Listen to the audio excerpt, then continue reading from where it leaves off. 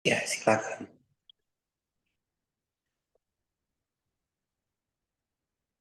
Mungkin dibuka oleh saya dulu, Prof, atau oleh Prof aja? Boleh, boleh. Ya. Baik, bismillahirrahmanirrahim. Assalamualaikum warahmatullahi wabarakatuh. Terima Waalaikumsalam kasih kepada warahmatullahi wabarakatuh. teman-teman mahasiswa, Bapak Ibu sekalian, untuk kesempatan pertama. Dipersilakan siapa duluan?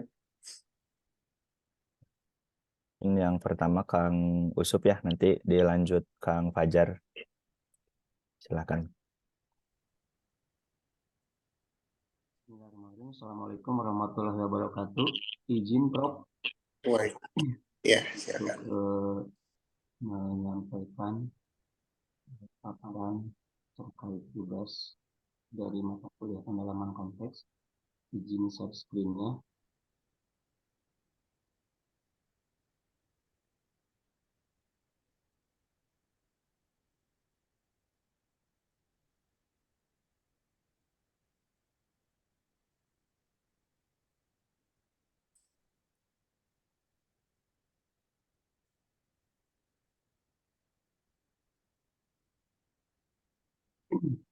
Nah,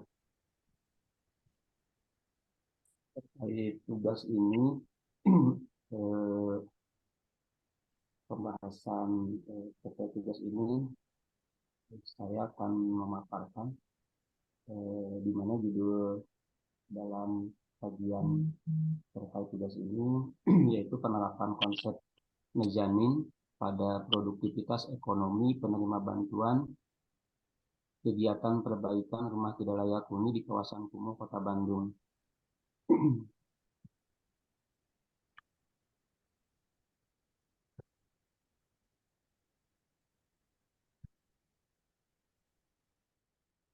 Nah, latar belakangnya yang pertama penyelenggaraan rumah dan perumahan itu sebagai kebutuhan dasar manusia bagi peningkatan dan pemerataan kesejahteraan rakyat.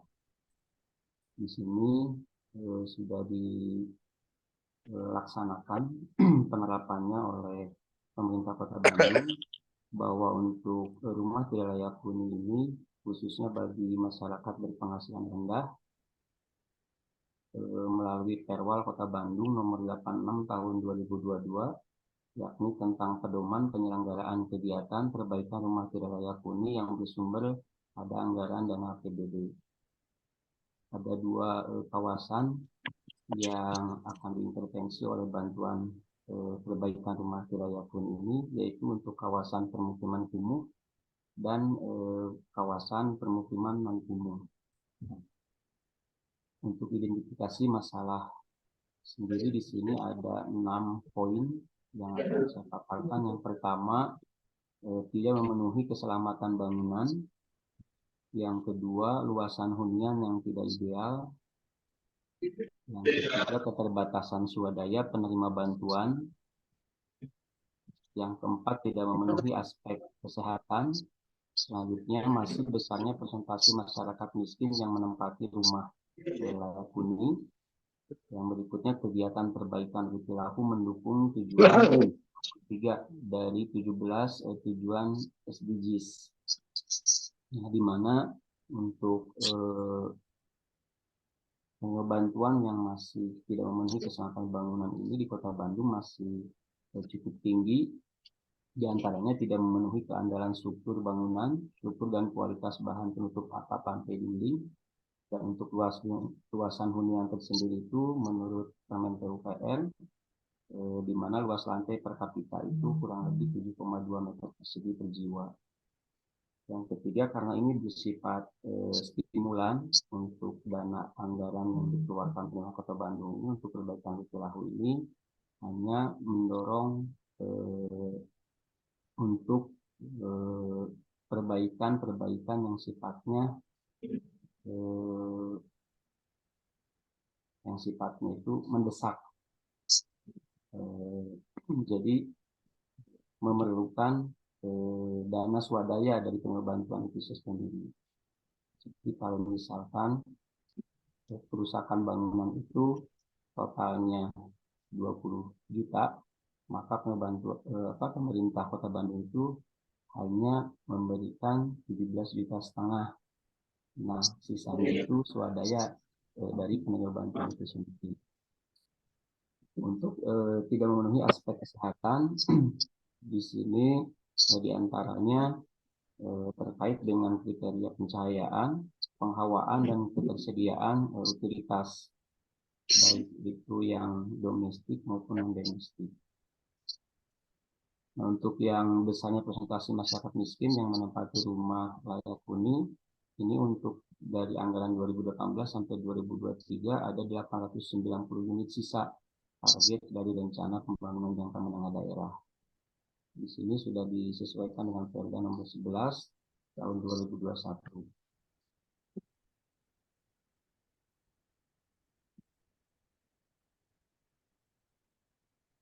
Untuk kegiatan Wikilahu itu sendiri tujuannya mendukung dari SDGs, yakni mencapai tingkat produktivitas ekonomi yang lebih tinggi melalui diversifikasi, peningkatan, dan inovasi teknologi, termasuk melalui fokus pada sektor yang memberi nilai tambah tinggi dan padat karya.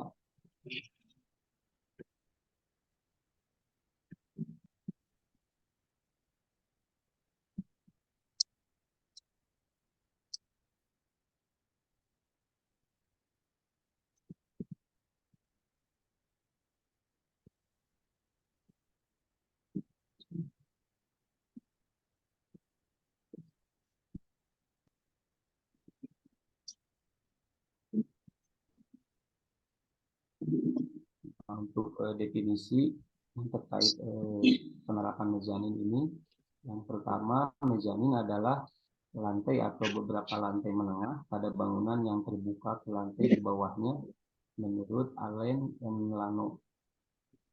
Nah, ada juga yang mengatakan bahwa mezanin ini terletak di tengah dinding pada lantai yang setidaknya memiliki langit-langit setinggi 2 kali tinggi minimum lantai menurut Potts-Mikkel. Dan menurut Wikipedia, bahwa mezanin ini merupakan lantai di tingkat tertentu pada sebuah bangunan yang sebagian terbuka atau yang tidak mencakup seluruh luasan gedung, sehingga terdapat sebagian ruang yang tidak terbagi antara lantai di bawahnya dan langit-langit lantai tersebut. Namun istilah ini juga sering digunakan secara longgar untuk lantai di atas lantai dasar, terutama lantai dasar yang aslinya sangat tinggi tapi dibuat terpisah sebagian menjadi 2 lantai. Nah, untuk definisi produktivitas ekonomi itu sendiri, menurut Sinaungan dan Yulkina, menunjukkan bahwa produktivitas adalah suatu konsep yang bersifat universal yang bertujuan untuk menggunakan sumber-sumber real yang semakin sedikit. Produktivitas merupakan suatu pendekatan interdisipliner untuk menentukan tujuan efektif. Untuk aplikasi penggunaan cara yang produktif, menggunakan sumber-sumber secara efisien guna diperoleh kualitas hasil kerja yang tinggi. Produktivitas itu sendiri mempesertakan pendayagunaan secara terpadu, sumber daya manusia dan keterampilan, disiplin dan motivasi yang tinggi, manajemen informasi, energi, dan sumber-sumber lain menuju kepada pengembangan dan peningkatan standar hidup untuk seluruh masyarakat melalui konsep produktivitas semesta atau total. Definisi dasar untuk memahami pengertian produktivitas dirumuskan oleh Pusat Produktivitas Nasional Indonesia yang ditulis dalam Mimbar IKIP Bandung tahun 95. Produktivitas pada dasarnya merupakan sebuah sikap mental yang selalu punya pandangan bahwa mutu kehidupan hari ini lebih baik dari hari kemarin dan hari esok lebih baik dari hari ini. Secara umum, produktivitas mengandung perbandingan antara hasil yang dicapai dengan keseluruhan sumber daya yang dipakai. Dan untuk definisi penerima bantuan itu sendiri, penerima bantuan disingkat LPB atau CPB yang telah diverifikasi dan dinyatakan layak secara teknis untuk menerima bantuan perbaikan rumah tidak layak huni dari pemerintah Kota Bandung, petunjuk teknis penyelenggaraan perbaikan rumah tidak layak huni Kota Bandung tahun anggaran 2023. Adapun syarat penerima bantuan dari kegiatan Wikilahu Kota Bandung ini, yang pertama, warga Kota Bandung sudah berkeluarga, memiliki atau menempati rumah satu-satunya di atas lahan pribadi, tidak dalam sengketa dan sesuai tata ruang, lahan dikuasai secara fisik dan memiliki legalitas yang sah, belum pernah memperoleh bantuan perbaikan perilaku yang sejenis, tidak berpenghasilan tetap atau berpenghasilan minimum upah minimum kota. Bersedia membuat pernyataan yang berikutnya mengajukan permohonan untuk perbaikan kepada pemerintah. Ini sudah sesuai dengan Perwal Kota Bandung terkait penyelenggaraan perbaikan rumah tidak layak huni nomor 86 tahun 2022. Untuk definisi kegiatan perbaikan rumah tidak layak huni itu sendiri, kegiatan bantuan stimulan perbaikan rumah tidak layak huni yang diberikan kepada masyarakat yang layak mendapatkan bantuan dan masyarakat yang huniannya terkena dampak darurat penanganan sesuai usulan dari kewilayahan atau kelurahan dengan mekanisme bantuan barang, pengadaan melalui penyedia jasa untuk barang, dan tenaga kerja disewa-kelolakan kepada badan atau lembaga atau Pokmas yang memenuhi persyaratan dan direkomendasikan oleh aparat kewilayahan. Perbaikan menurut Kamus Besar Bahasa Indonesia, perbaikan adalah pembetulan hal yang rusak. Dengan melihat pengertian di atas, maka perbaikan rumah dapat didefinisikan sebagai berikut, yaitu usaha pengembalian kondisi dan fungsi dari suatu keadaan bangunan rumah yang tidak layak baik kepada keadaan semula, yaitu layak atau baik. Untuk kawasan permukiman kumuh adalah permukiman yang tidak layak huni yang ditandai dengan ketidakteraturan bangunan, tingkat kepadatan bangunan yang tinggi, dan kualitas bangunan serta sarana dan prasarana yang tidak memenuhi syarat. Menurut Undang-Undang Nomor 1 Tahun 2011 tentang permukiman. Yang berikutnya karakteristik permukiman kumuh digambarkan dengan tingkat pendapatan dan tingkat pendidikan masyarakat penghuninya yang rendah. Jadi Harjo. Untuk permukiman kumuh atau slum merupakan kondisi permukiman dengan kualitas buruk dan tidak sehat, tempat perlindungan bagi kegiatan marginal serta sumber penyakit epidemik yang akhirnya akan menular ke wilayah perkotaan.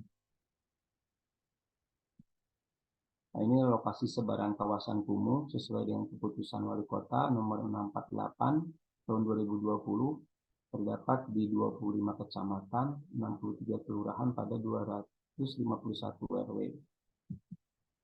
Untuk lokasi site atau kajian, saya mengkaji di Kelurahan Babakan Tarogong, Babakan Asi, Jamika, Popo Suka Asi, di mana total penyeluruhan bantuan ada 5 penyeluruhan bantuan. Ini suatu lokasi kondisi penerima bantuan yang kondisi existingnya seperti kita lihat di sini di Kelurahan Babakan Tarogong atas nama Ibu Komala, alamatnya di Babakan Irigasi RT 3 RW 5. Jadi rumah ini luasnya sekitar 15 meter persegi yang dihuni oleh satu kakak memiliki 1 orang anak. Kondisi kerusakannya, dinding belum diplester, struktur atap sudah turun karena kaki kuda-kuda sudah keropos, plafon sudah turun dan sebagian rangka sudah patah, tempat tidak memiliki struktur kolom dan ring balok. Dan ini rumahnya kalau kita lihat dari plan dikeliling oleh rumah-rumah yang lainnya. Jadi untuk akses masuknya hanya memiliki akses jalan gang, yaitu lebarnya cuma 1 meter. Jadi untuk pencahayaan hanya mengandalkan dari atap, karena rumah ini sudah dikelilingi oleh tetangga-tetangganya. Nah, untuk kerangka berpikir dari kajian ini, yang pertama bahwa Petilahu ini harus memenuhi keselamatan bangunan, kesehatan bangunan, kecukupan luas bangunan. Nah, untuk penerapan konsep mezanin ini yang diterapkan pada kegiatan Petilahu ini lebih kepada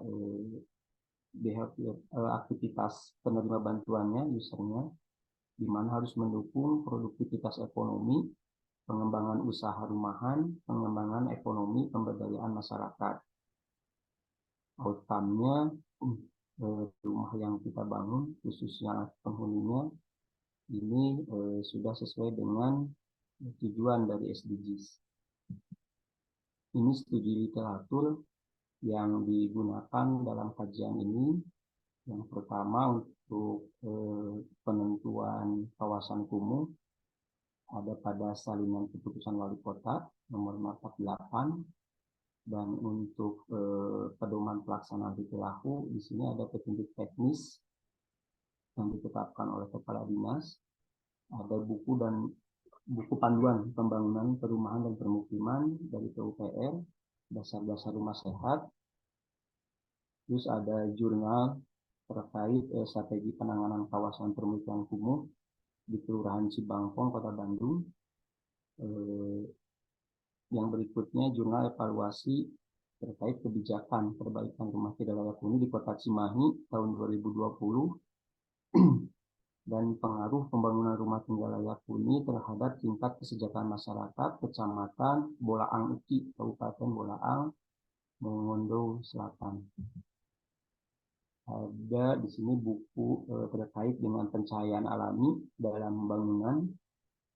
Ini dikeluarkan oleh dosen Unpar, Mira Dewi Pangestu, dan ada juga terkait buku pedoman dari PUPR, Rumah Sederhana Sejahtera. Yang berikutnya jurnal mengenai kepadatan hunian, ventilasi, dan pencahayaan terhadap kejadian TB paru di wilayah kerja Puskesmas Binanga, Kabupaten Mamuju, Sulawesi Barat. Ini network visualisasi terhadap jurnal-jurnal yang sudah dikeluarkan dari tahun 2018 sampai 2020. Di sini terkait dengan judul jurnal yang bersinkron dengan kajian saya, yaitu mengenai produktivitas, kepadatan penduduk, housing low budget, low income person, dan permukiman kumuh. Mungkin itu yang bisa saya sampaikan terkait kajian saya di mata kuliah studio pendalaman konsep ini yang berkaitan dengan penerapan konsep mezanin pada produktivitas ekonomi menerima bantuan kegiatan perbaikan rumah tidak layak huni di Kota Bandung.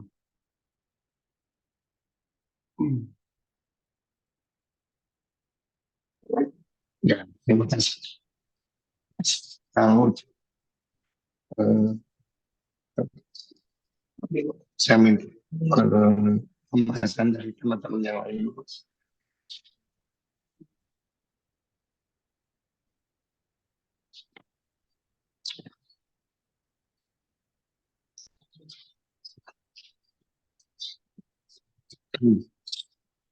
Silakan, ada yang bukan dari YouTube.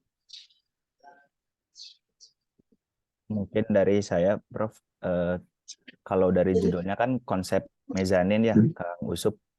Tapi mungkin dari identifikasi masalahnya ya, memang ketahuan sih luas ruangnya kecil kan. Tadi kan 5 kali 2,9 meter persegi ya untuk rumahnya. Tapi mungkin ada dokumentasi, mungkin ketika survei misalnya Ibu Komala tadi ketika misalnya membuat barang dagangannya itu di mana gitu kan, sehingga mungkin sampai pada kesimpulan bahwa ruangannya kurang luas, kemudian perlu diperluas gitu dengan ukuran existing yang terbatas. Salah satu konsep solusi yang ditawarkan adalah mezanin. Ya. Nah itu. Karena memang sih untuk khususnya penerima bantuan yang ada di kawasan kumuh ini untuk di Kota Bandung ya, luasannya itu memang tidak ideal. Malah ada beberapa rumah yang mengajukan kepada kita itu untuk diperbaiki luasannya hanya gang gitu. Jadi lebarnya 2 meter kali 5.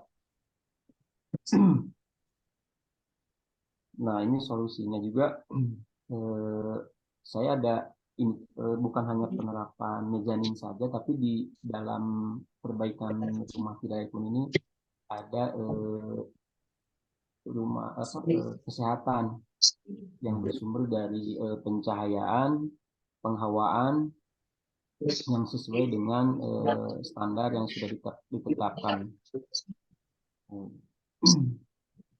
Jadi khusus untuk luasan-luasan bangunan rumah tinggal yang luasannya tidak ideal ini, solusinya untuk meningkatkan juga produktivitas ekonominya, saya menyarankan ada mezanin, di mana mezanin ini jadi di mezanin itu bisa digunakan sebagai kehidupan sehari-hari, dan di lantai di bawahnya bisa dipakai untuk usaha mereka sendiri, usaha buka warung atau homemade, aktivitasnya bisa di bawah.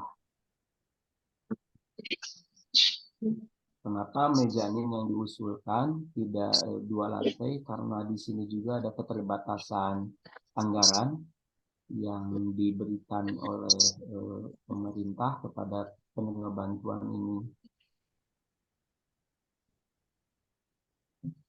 Itu mungkin Kang Dilan. Ya, sama itunya Kang, tadi menarik literaturnya, tapi mungkin bisa diceritakan isinya Kang yang ini, yang relevan gitu kan, kesimpulan-kesimpulan menarik dari masing-masing literatur. Oh ya. Nah, untuk yang produktivitas ini, saya pernah baca di jurnal ini memang berkaitan dengan penggunaan sumber-sumber daya yang mereka miliki untuk bisa membantu kesejahteraan ekonominya. Terkait lingkungan padat, di sini saya meresumkan bahwa hunian padat ini memang harus memenuhi syarat terkait dengan keselamatan bangunan dan aspek kesehatan.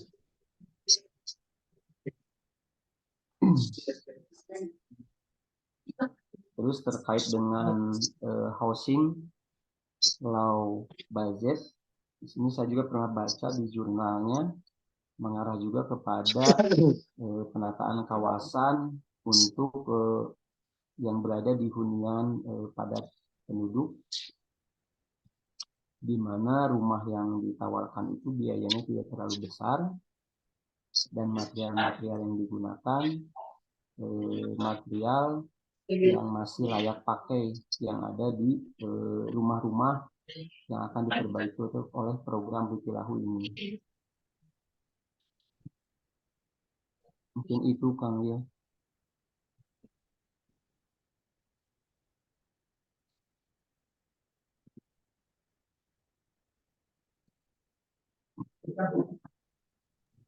Ya, nuhun Kang Usup. Itu mungkin ada masukan dari Prof Yudi ya di chat.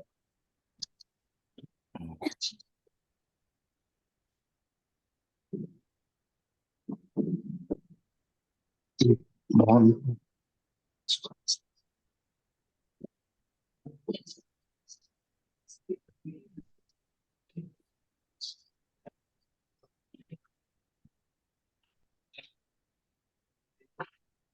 Mungkin barangkali dari rekan-rekan yang lain ada yang mau bertanya atau menanggapi.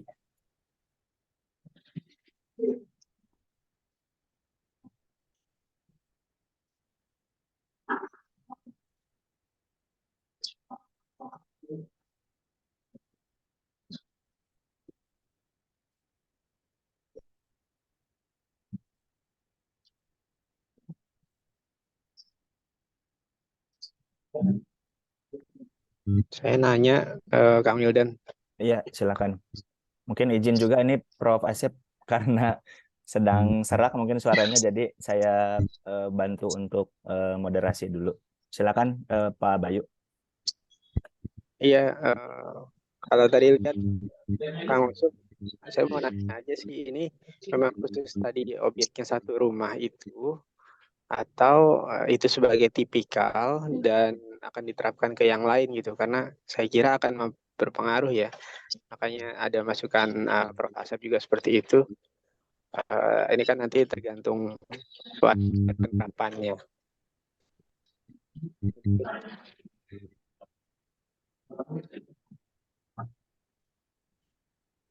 Iya.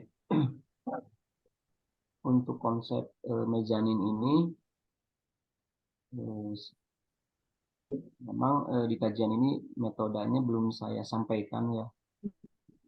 Terima kasih juga masukannya, Prof. Memang harus ada kajian terlebih dahulu terkait dari aktivitas penerima bantuan, dan untuk penerapan mezanin ini mungkin akan diterapkan ke rumah-rumah yang memiliki keterbatasan luas yang tidak terlalu begitu besar, dan penghuninya juga memiliki jiwa lebih dari satu atau dua kakak, atau yang memiliki anak, karena di situ ada aktivitas-aktivitas yang ada privasi dan ada yang sifatnya publik.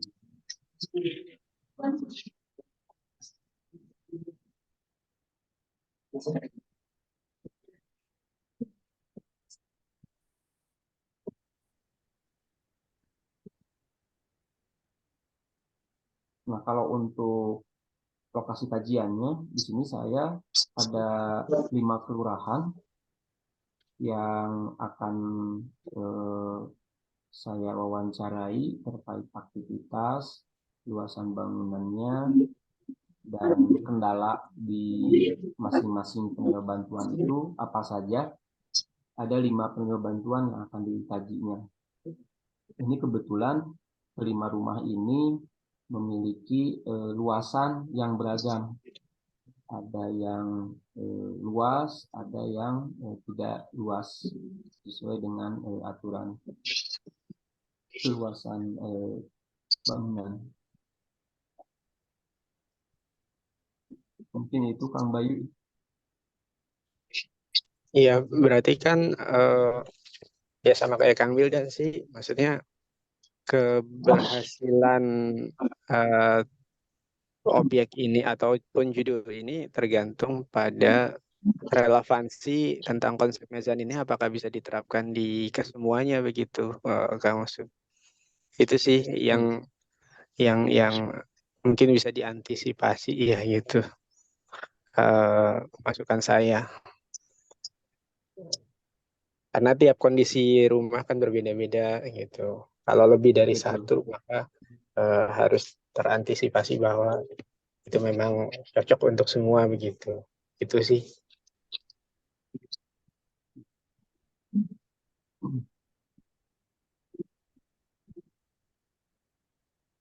Baik, terima kasih Pak Bayu.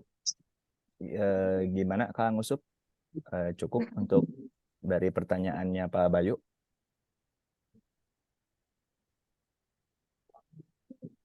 Ya, cukup. Mungkin nanti saya juga harus menganalisa lagi terkait dengan aktivitas di penerima bantuan yang sudah dikasih bantuan terkait perbaikan itu ini. Baik, mungkin dari rekan-rekan yang lain ada yang ingin menambahkan, menanggapi, atau sekedar bertanya ke Kang Usup, silakan.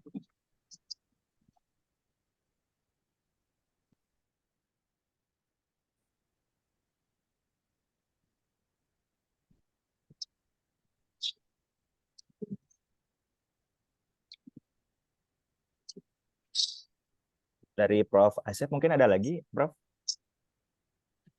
Oh, maaf, sudah ada di chat ya? Sudah ada di chat. Ya, Ya. ya.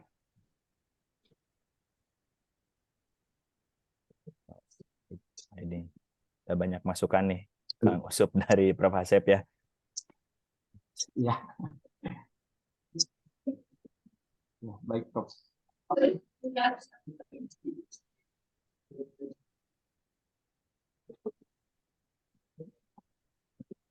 Baik, mungkin dari yang lain.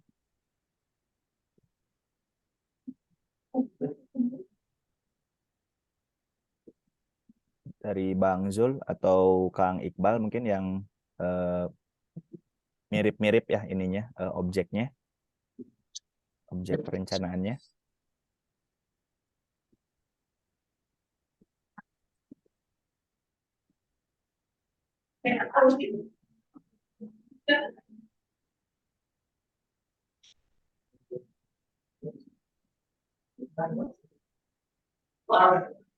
Mungkin kalau sudah tidak ada dari Kang Usup, ada yang mau disampaikan lagi terakhir, Kang, sebelum berpindah?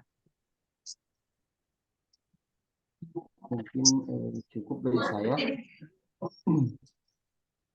Baik. Karena ini juga banyak masukan dari Prof. Asep terkait kajian dari aktivitas penerima bantuannya dan terkait juga untuk literatur yang berkaitan dengan yang tidak ada. Baik, terima kasih Kang Usup. Mungkin yang berikutnya ya dari presenter kedua, Kang Fajar. Kang Usup bisa jadi moderator? Oh, siap. Oke, siap. Mangga untuk Kang Fajar bisa dipersiapkan presentasinya, moderator bisa dilanjutkan oleh Kang Usup. Ya, terima kasih. Baik, untuk paparan selanjutnya bisa disampaikan oleh Pak Fajar. Tapi Pak Fajar ini belum on cam ya? Oh iya, tumben ya. Belum on cam. Biasanya selalu on cam.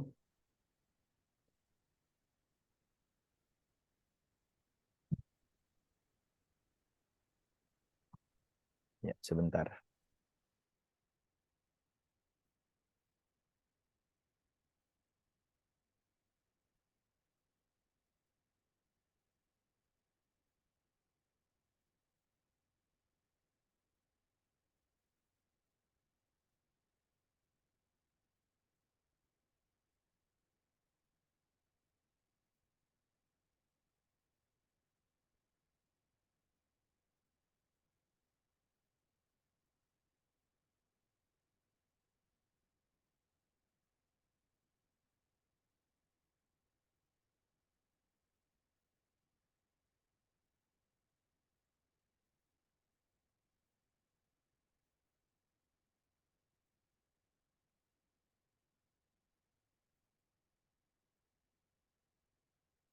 Mungkin izin Prof terkait tadi kajiannya konsep yang dimaksud micro house itu seperti apa ya Prof ya?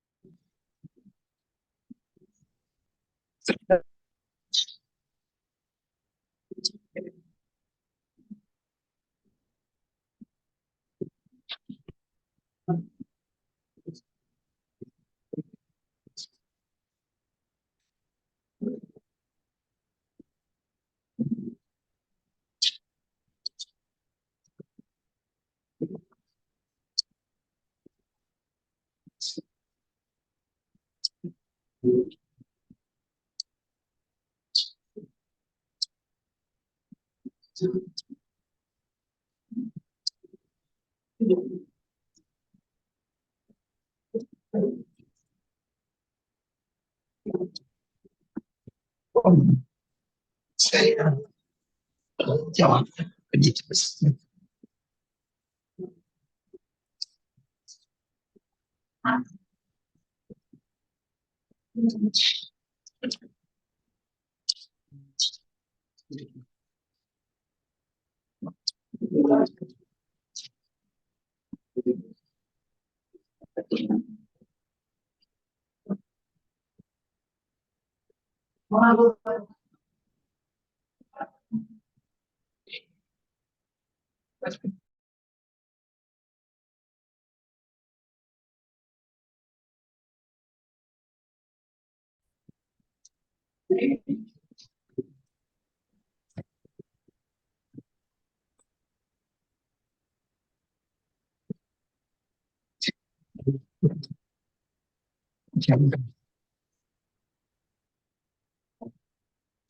Ini papajarnya sudah ada. Baik, untuk paparan materi selanjutnya, jika Pak Fajar sudah siap, bisa langsung dimulai, Pak Fajar.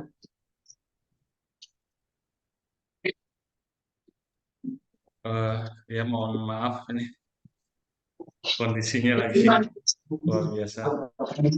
Saya baik, saya coba untuk memaparkan rencana tugas saya, yaitu tugas yang berkaitan dengan retail.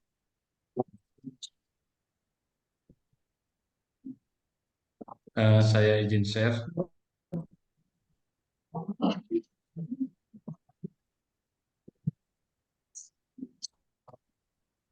Baik, Bismillahirrahmanirrahim. Assalamualaikum warahmatullahi wabarakatuh. Di tugas studio pendalaman konteks ini, saya ingin mengangkat bagaimana merancang sebuah supermarket dengan mendalami dari produk-produk barang jualannya.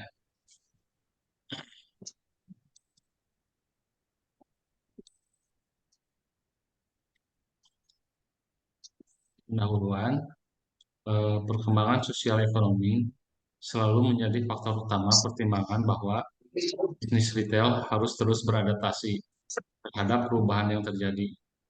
Begitu pula dengan arsitektur yang selalu bergerak beradaptasi menciptakan karya mengikuti perubahan dan pergeseran waktu. Sektor atmosfer adalah sebuah konsep desain yang menggabungkan Pak Fajar, pendekatan bisnis. Punten di full screen aja presentasinya katanya. Oh, ya sebentar. Ya.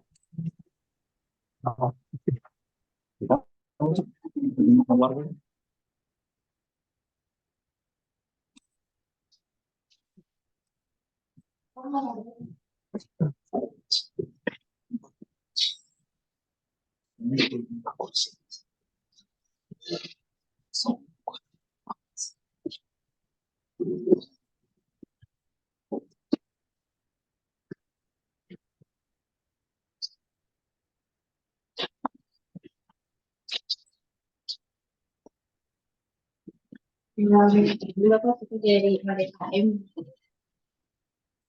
yang show di satunya tanggal 2 Ya. Sudah ya kan?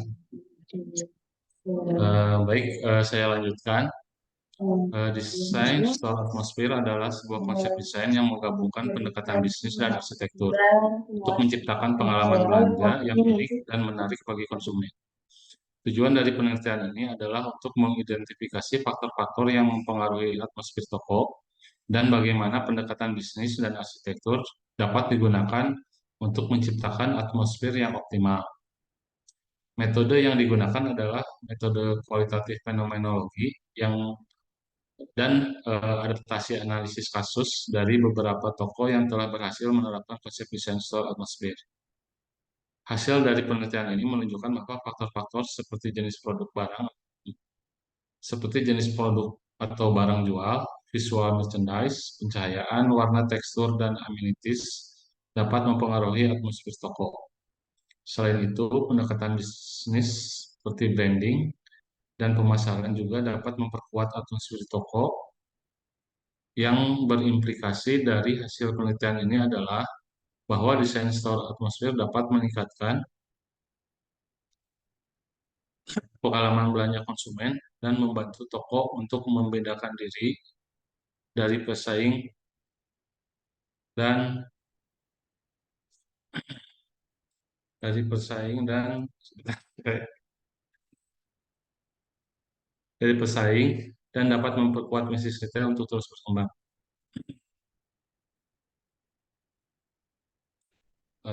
Kemudian apa itu bisnis retail? Menurut Sophia dan EM Sangaji, retail dapat diartikan sebagai kegiatan penjualan barang atau jasa sehari-hari untuk memenuhi kebutuhan konsumen. Kemudian pemaparan dari Barry Eberman dan Joel R. Evans memaparkan jika yang dimaksud dengan retail adalah aktivitas bisnis yang erat kaitannya dengan pemasaran produk dengan tujuan akhir barang dan jasa yang ditawarkan bisa sampai ke konsumen dan digunakan untuk diri sendiri maupun memenuhi kebutuhan rumah tangga. Kemudian Philip Kotler juga memaparkan retail adalah serangkaian proses penjualan barang dan jasa secara satuan atau eceran untuk bisa sampai ke tangan konsumen dan dapat dipergunakan untuk memenuhi kebutuhan masing-masing. Nah, dari pemaparan ini konteks utama yang dibahas adalah barang atau jasa itu sendiri. Dan untuk menciptakan pengalaman yang dapat ditangkap oleh konsumen, maka arsitektur adalah wadah dan sarana untuk mendukung cara atau bisnis di dalam retail ini. Nah, dari penggolongan jenis usaha retail sendiri, itu dibagi beberapa golongan, yaitu retail berdasarkan cara pelayanan, kemudian berdasarkan lini produk yang dijual, kemudian berdasarkan pendekatan relatif harga, dan berdasarkan pengendalian toko. Sedangkan untuk supermarket sendiri, ini adalah golongan jenis usaha retail yang masuk ke dalam lini produk yang dijual. Kemudian berdasarkan kategori produk jenis usaha retail itu sendiri juga dibagi lagi. Jadi ada yang namanya specialty store, yaitu toko yang menjual jasa atau produk-produk khusus, misal seperti apotik, optik, barbershop, dan lain-lain. Kemudian ada department store, ini adalah sebuah retail yang menjual kebutuhan sekunder, seperti misalnya baju.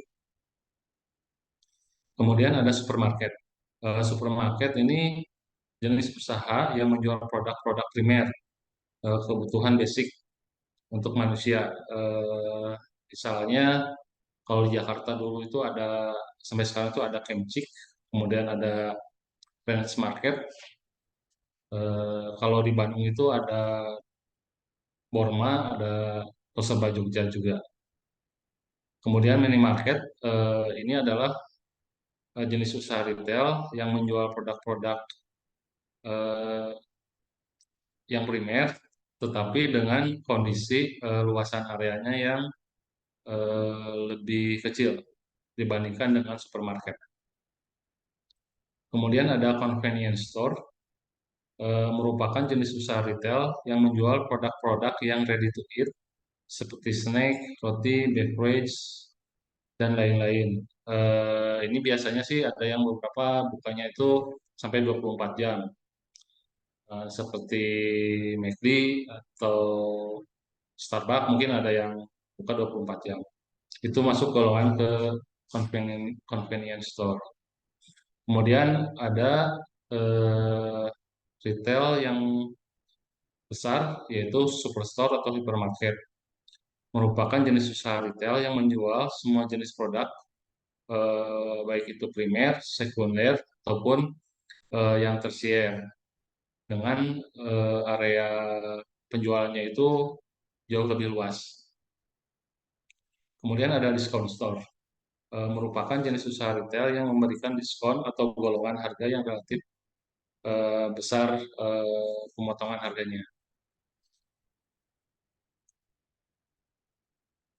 Nah, kemudian untuk konteks tugas ini juga pendekatannya itu selain ke produk juga akan ke desain itu diulas. Nah, di dalam merencanakan sebuah toko retail, ini ada beberapa yang harus diperhatikan eh, dan konsep ini tuh tidak hanya diterapkan di eksterior, tapi ini juga menjadi pertimbangan konsep di dalam interiornya. Jadi eh, luar dan dalam itu ada kesinambungan. Pertama itu eye catching. Jadi sebuah toko itu, sebuah retail itu pertama itu dari bentuk itu kelihatan, kemudian dari warna dan penguatnya itu dari brand image-nya gitu. Jadi untuk beberapa toko yang sudah memiliki brand image kuat itu secara tidak langsung akan terlihat gitu, akan langsung menarik pandangan seseorang tuh menuju ke arah bangunan retail tersebut. Kemudian unik. Nah, ini juga menjadi pembeda eh, satu retail dengan retail lainnya. Itu punya ciri khas masing-masing. Dan keunikan ini akan berpengaruh untuk menarik minat masyarakat, konsumen untuk eh, melihat atau datang ke toko retailnya. Kemudian tempting ini tuh menggoda. Jadi bentukan-bentukan sebuah retail itu memang harus mampu selain menarik juga secara psikologis lebih menekankan dia itu ingin ingin datang, ingin menghampiri gitu. Ini juga jadi satu hal yang menjadi perhatian di dalam penerapan konsep dari store planning ini. Kemudian edik ini tuh seperti kecanduan gitu. Untuk orang yang sudah datang, dia tuh pengennya datang lagi karena dia sudah mengalami sebuah pengalaman berbelanja di dalam store di dalam toko dengan kondisi atmosfer toko yang menjadikan pengalaman yang berbeda. Kemudian atraktif. Nah, atraktif ini adalah sebuah konsep baru di mana setelah eh, kondisi pandemi kemarin itu yang tadinya fokus kegiatan konsumen itu ada di dalam mall atau di dalam atrium yang konsentrasinya itu ke dalam toko. Nah, sekarang itu dikarenakan adanya new normal dan sekarang itu sudah terbiasa, orang juga lebih lebih senang berada di outdoor, maka atraktif ini tuh orang itu lebih senang kalau berinteraksi itu dari dalam keluar. Seperti misalkan ketika dia beristirahat, makan, dia lebih senang memilih atau duduk di samping jendela untuk bisa melihat keluar. Dan ini tuh akan tercipta sebuah komunikasi antara eksterior dan interior. Kemudian poin berikutnya adalah breaking long corridor. Ini tuh sebuah cara bagaimana untuk koridor-koridor yang panjang itu kita break. Nah, itu jangan sampai koridor itu menciptakan sebuah kejenuhan. Kan di situ harus ada pemutus, harus ada sesuatu yang lain, kemudian bisa dilanjutkan lagi dengan koridor yang lain. Nah, impulse buying. Nah, ini adalah sebuah kondisi yang dimana atmosfer toko ini harus menciptakan suasana psikologis manusia itu senang, happy gitu ketika dia datang. Dan ini tuh akan sangat mudah bagi seseorang yang bila mana dia mendatangi sebuah retail itu, dia itu bersifat impuls buying-nya tuh sangat tinggi. Ketika dia happy, dia melihat suatu benda yang atau barang yang dia suka, dia langsung beli gitu, karena dia kondisi psikologisnya yang senang. Kemudian solution for hot and cold spot. Nah, ini adalah suatu cara untuk bagaimana kita mengolah suatu ruang itu jangan sampai ada area yang meriah satu sisi tapi sepi di sisi yang lain. Nah, ini kita harus mengantisipasinya. Ya, caranya adalah kita mengatur produk-produk ini, mana yang produk itu sebagai destinasi, produk yang basic itu di mana, kemudian kita gabung dengan produk yang katakanlah yaitu impuls atau sekunder gitu. Jadi dengan penggabungan ini eh, area dingin itu terantisipasi gitu. Kemudian government regulation ini juga menjadi perhatian khusus. Kita harus selalu mengikuti, terutama tentang luasan area. Kemudian user friendly, ini juga dari bahan material atau penggunaan seperti apa amenities.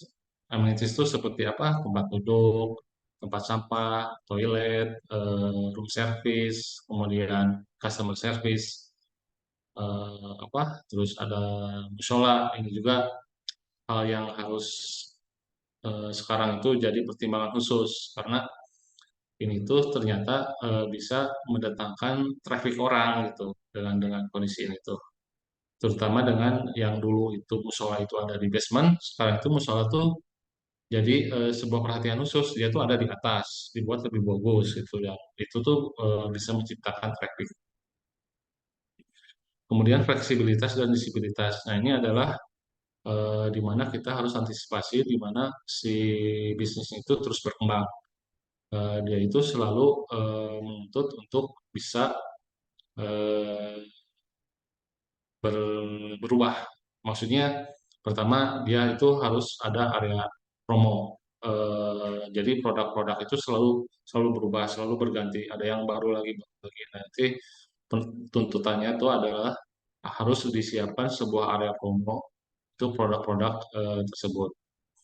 Kemudian influencing ya ini harus mempengaruhi selain tadi tempting dan edik ya harus mempengaruhi. Jadi orang itu ketika sudah datang dia terpengaruh dan dia mau melakukan transaksi jual beli.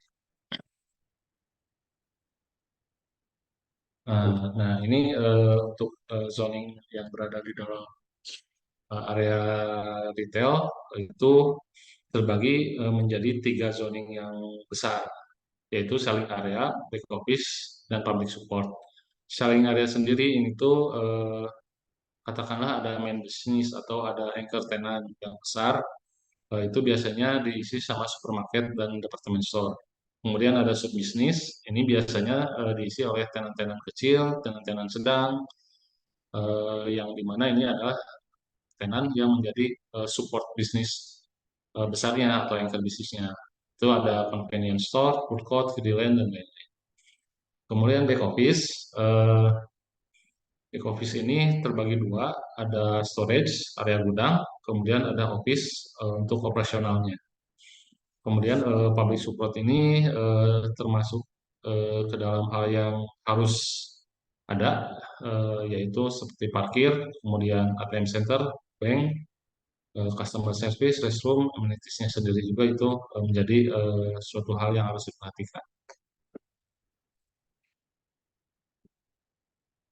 Nah, ini adalah pembagian zoning besar, di mana di area outdoor-nya itu ada area parkir, kemudian area selling, selling itu ya area jualnya, kemudian ada back office, itu ada gudang dan office, dari mulai receiving, loading, packing, sampai packaging, dan pengantaran ke area toko.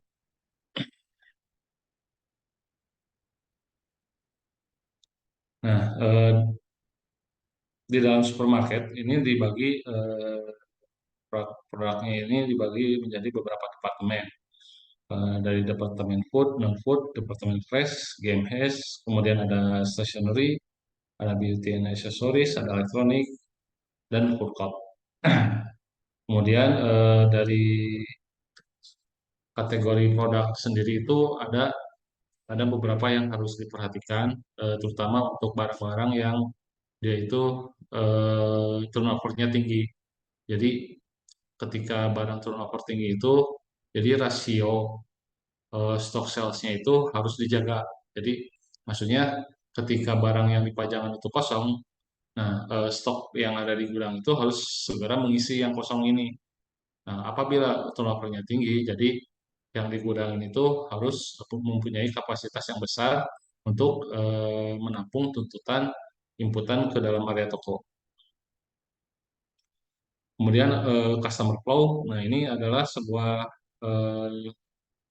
perhatian yang kemana sih si konsumen ini bergerak gitu. Jadi pertama dia pasti punya destinasi, pasti dia mencari barang yang basic gitu, barang needs.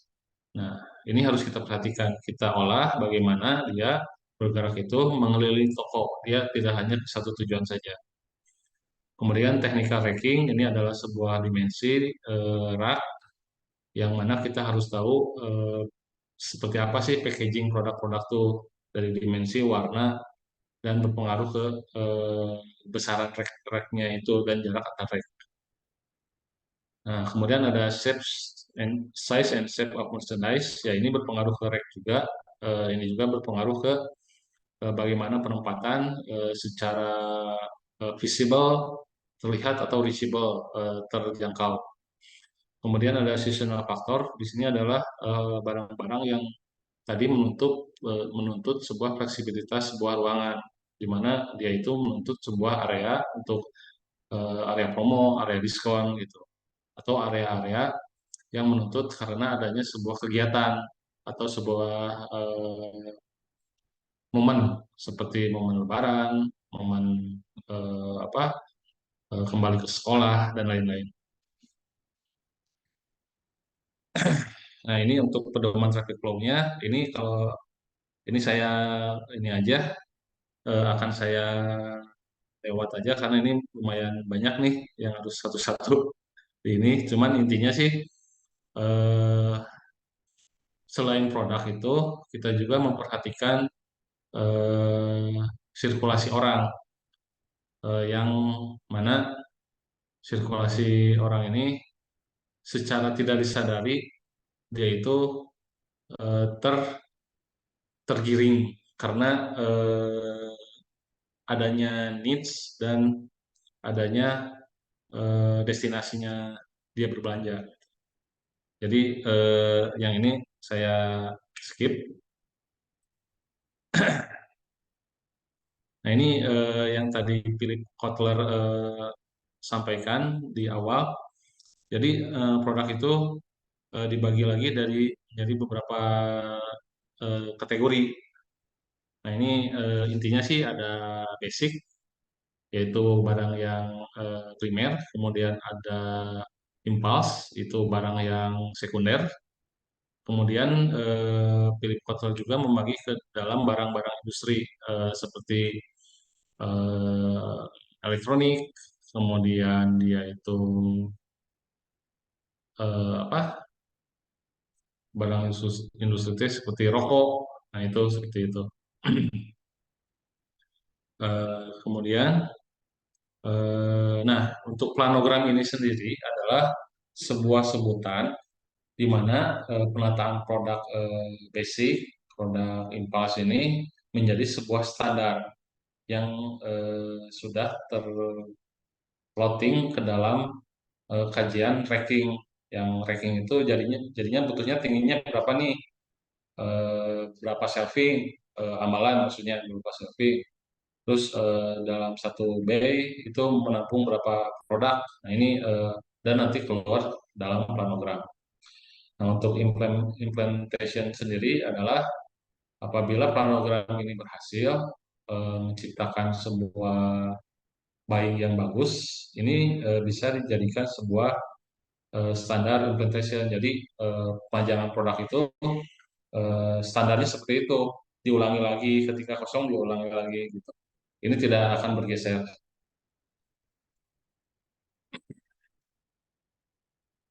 Nah, kemudian untuk cara-cara display.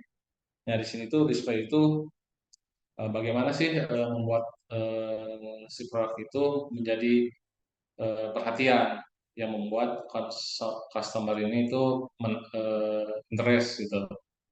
Lalu bergairah untuk membeli barang itu ya. Pertama, biasanya kita itu ininya itu kalau dari depan tuh area fresh, di mana si area fresh itu terutama produk-produk impor buah-buahan itu si warna-warnanya itu menarik. Ini menjadi sebuah perhatian khusus eh, konsumen terhadap sebuah warna. Kemudian yang kedua selain warna adalah packaging. Nah ini adalah packaging itu suatu cara sebetulnya sih produk A dan B mungkin sama, tapi karena yang satu di packaging dengan indah, jadi ini akan lebih eh, apa ya menciptakan gairah seorang konsumen itu untuk membeli produk tersebut. Nah, di manakah produk ini di display? Pertama itu ada di window display. Ini biasanya di bagian depan sebuah toko atau di area lobby. Kemudian di interior display itu ada di open display. Open display itu barang-barang yang bisa dipegang. Kemudian close display biasanya ini seperti roti, kemudian kosmetik. Biasanya kan itu di dalam rak ya, di dalam kaca gitu, jadi nggak bisa dipegang. Kemudian ada arsitektur display. Ini biasanya adanya di area promo atau di area teras depan yang dimana si barang ini tuh bisa kita pakai gitu, kita tes seperti misalkan sepeda atau kursi seperti itu.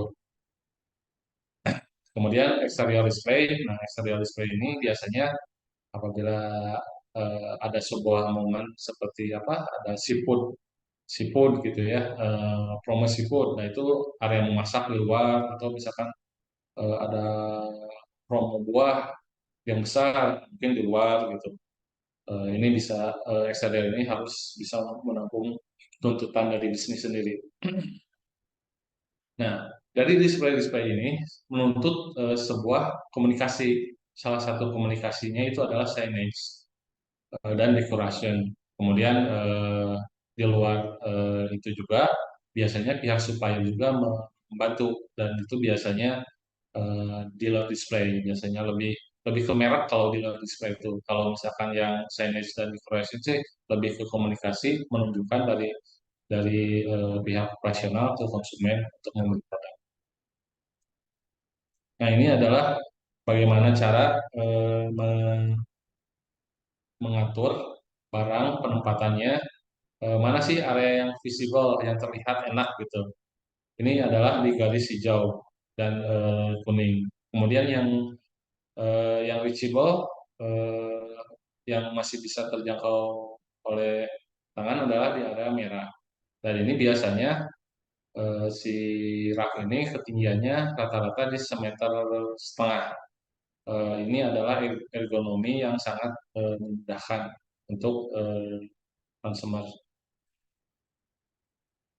Dan ini adalah zoning secara garis besar, di mana produk basic, produk press, kemudian elektronik, gitu, produk-produk industri, Kemudian produk non food itu disebar, yang mana mau tidak mau konsumen ini dia itu bergerak ke sudut-sudut area, dan ini akan menjadi sebuah apa ya, maksudnya akan menjadikan kegiatan berinteraksi di dalam toko ini itu lebih lama gitu, dan biasanya kalau lama penjualannya lebih bagus seperti itu. Nah, ini adalah merancang layout tata letak toko ya. Tujuannya itu adalah pertama tentang sirkulasi, kemudian penataan rak, kemudian apa, pengaturan kategori barang, dari mulai kalau fresh kan biasanya buah, kemudian eh, ada vegetable gitu, kemudian ada dairy, kemudian apa, kalau di area fresh meatnya itu ada poultry, ada fish. Nah, ini apa, eh, pergantian dari departemen ke departemennya itu harus smooth gitu, harus enak gitu, tidak tidak apa, tidak langsung nabrak gitu.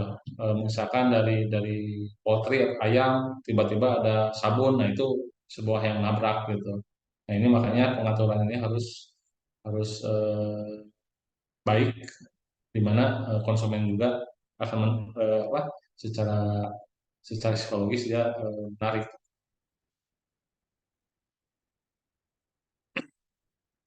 Nah, ini untuk pendekatan ke dalam untuk pendekatan supermarket, dari sisi desain, seperti biasa kita itu biasa dari apa, dari kebutuhan ruang, kemudian kebutuhan area support ruangnya, kemudian dari alur karyawan, alur supplier, alur barang, kemudian alur konsumennya sendiri.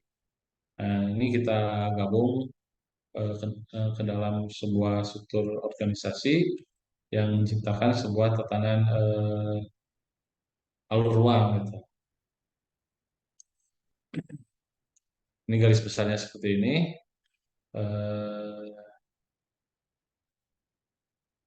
Ya, ini bentuk layoutnya. Ini untuk apa? Untuk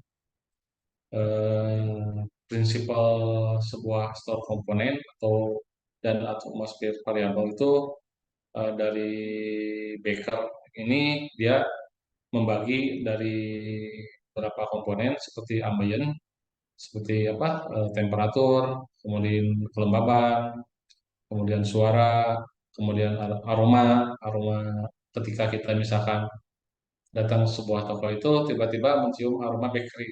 Ya, itu secara tidak langsung pasti kita, duh lapar nih gitu. Nah, itu ambience maksudnya gitu. Kemudian ada desain faktor seperti material, tekstur, terus kemudian skala, bentuk.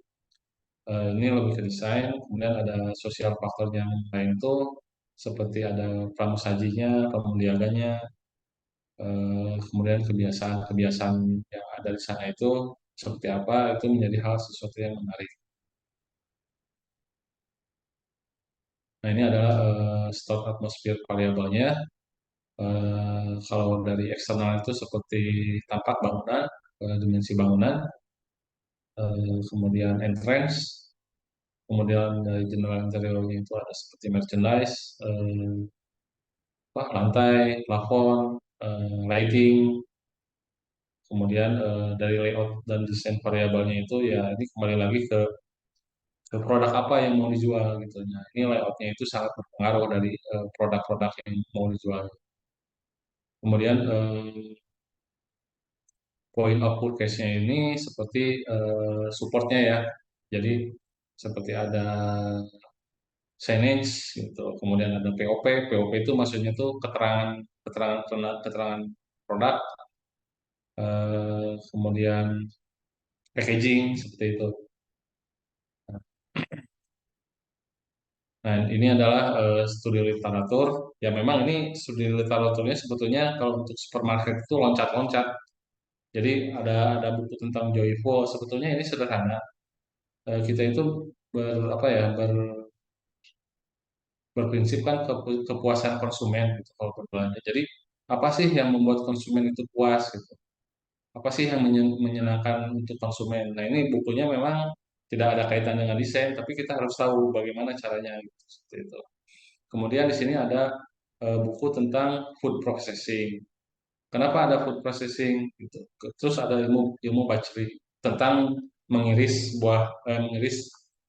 eh, ayam, daging, kemudian ikan gitu. Nah, ini tuh berbeda ini karena seperti penggunaan jenis pisau ini juga akan berpengaruh ke hasil produknya. Seperti kita kan seperti apa? Ada produk sushi. Nah, sushi itu cara slicingnya itu gimana gitu. Kalau yang nggak ngerti itu pasti hancur gitu, atau si produknya itu cepat basi atau basah gitu. Nah, ini caranya biar terlihat indah, menarik gitu. Terus bagus secara packaging itu ada yang punya gitu. Dan ini berpengaruh ke dalam kebutuhan uang, kebutuhan alat, kemudian kebutuhan uang seperti itu. Kemudian ada lighting, tentu saja ini lighting itu sesuatu yang berbeda karena toko itu menuntut sebuah pencahayaan rata-rata itu di 600 sampai 800 lux. Untuk warnanya sendiri, untuk area fresh itu biasanya warna warm, warm atau warna hangat. Itu kenapa warna warm di area fresh? Karena dia itu karakter lampu itu bisa menguatkan warna-warna dari buah-buahan gitu. Dan apabila dikasih warna putih, si buah-buahan itu ternyata lebih cenderung kusam atau apa ya, pucat gitu. Nah, makanya ini pemilihan warna-warna di dalam supermarket itu sangat berpengaruh terhadap tampilan produk. Mana yang warm, tipe 83, atau mana yang white, tipe 84, atau untuk industrial itu bagusnya tipe 86. Seperti itu. Nah, di sini juga ada buku tentang ergonomi, kemudian ada warna tentu saja, ini lebih ke atmosfer, eh, kemudian ada packaging juga, ada signage juga. Gitu. Dan sementara mungkin itu Prof yang bisa saya paparkan. Untuk force and viewer-nya kebetulan belum sudah saya coba, cuman ini saya gagal ini force viewer-nya, nggak tahu laptopnya kenapa. Itu Prof. Mungkin saya nanti akan susulin ininya. Terima kasih Prof. Ya,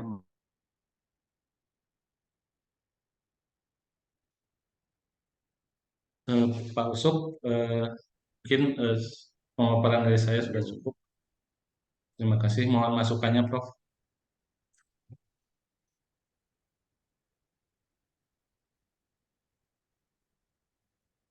ya baik Bapak Ibu, jika ada yang ditanyakan, mangga saya persilakan waktunya.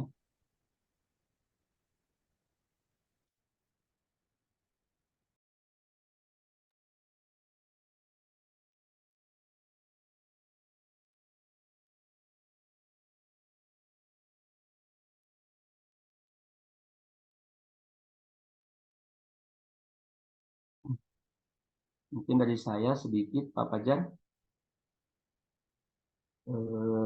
Ya, Pak Usop. Kajian dari Pak Fajar ini berarti terkait interior tata letak dari sebuah produk yang nantinya akan dijual di supermarket, mungkin itu ya Pak Fajar.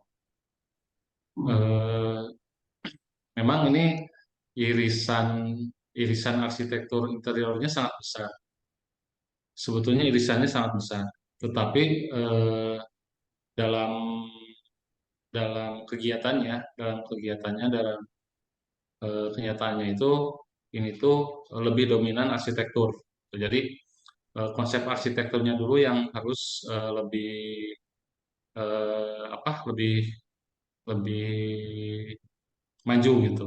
Nah, nanti seperti barang-barang fix feature-nya seperti apa, cover pilar, kemudian ada meja display, itu baru interior masuk. Tuh. Tapi kalau misalkan generalnya itu arsitektur. Jadi kemana nih arahnya sebuah supermarket? Karena arsitektur ini harus menyambungkan area eksterior building, terutama untuk bangunan-bangunan yang eh, supermarket standing alone gitu, bukan mall. Jadi supermarket standing alone itu katakanlah Borma atau Jogja.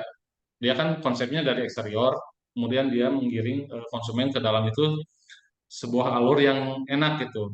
Nggak ada apa nggak ada degad apa tabrakan konsep gitu.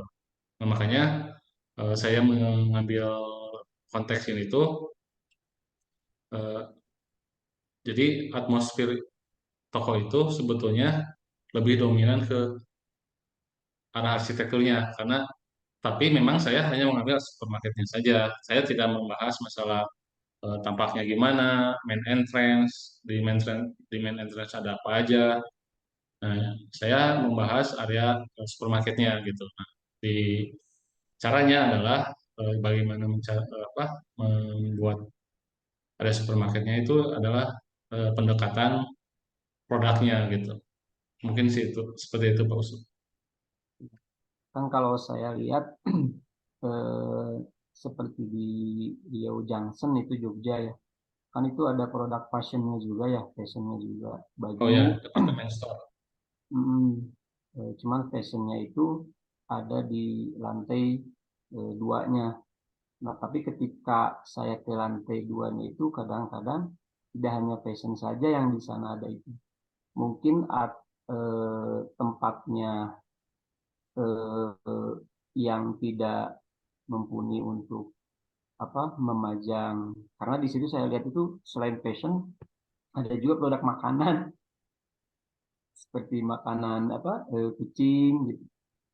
Malah dulu pernah lihat juga di situ di tengahnya itu di tenannya ada kayak apa ya tenan yang makan binatang, jual kucing hias sama ular hias kalau nggak salah dengan makanannya di situ. Itu apakah memang tidak mempunyai tempatnya atau memang sengaja untuk memancing si orang itu ketika ada sebuah event atau tenan-tenan yang dipakai di situ supaya fashion itu terlewati gitu, atau seperti apa itu Pak Fajar ya? Baik, ya memang perencanaan perencanaan ini adalah strategi bisnis sebetulnya. Strategi bisnis ini tuh pertama gini, kita melihat konsumen yang datang tuh siapa, itu terus tokonya toko apa. Kebetulan kalau Leo Junction ini tokonya itu adalah toko kelas menengah ke atas. Nah, toko menengah ke atas ini eh, orang-orang yang berduit ini masih dia itu masih berbelanja baju. Orang-orang yang megang duit ini tuh masih berbelanja baju di offline gitu. Nah, karena dia orang yang berduit ini kan biasanya dia itu seringnya di rumah dan dia itu otomatis minimal dia punya kucing atau punya anjing gitu. Nah, ini adalah peluang yang kita tangkap, peluang yang bisnis tangkap maksudnya gitu. Jadi bisnis ini coba me- menampilkan kebutuhannya dia. Mungkin maksudnya gini, kalau orang pegang duit kan dia itu jarang masak gitu. Dia itu paling makan kemana datang makan udah selesai, dia nggak harus masak di rumah, harus belanja sayuran gitu, buah ikan apa gitu, nggak masak mereka gitu. Jadi si bisnis itu menangkap peluang itu gitu. Jadi apa sih yang bisa kita sisipkan di sini? Makanya tadi di beberapa item di beberapa cara pendisplayan itu ada yang dia itu tabrakan. Jadi tabrakannya itu contohnya artinya ada apa? Tapi ada strategi bisnis yang disisipkan di sana gitu maksud. Itu mungkin seperti itu. Ya mangga dari Bapak Ibu yang lainnya. Ini juga untuk Pak Fajar udah ada masukannya dari Prof Abset. Pak Fajar.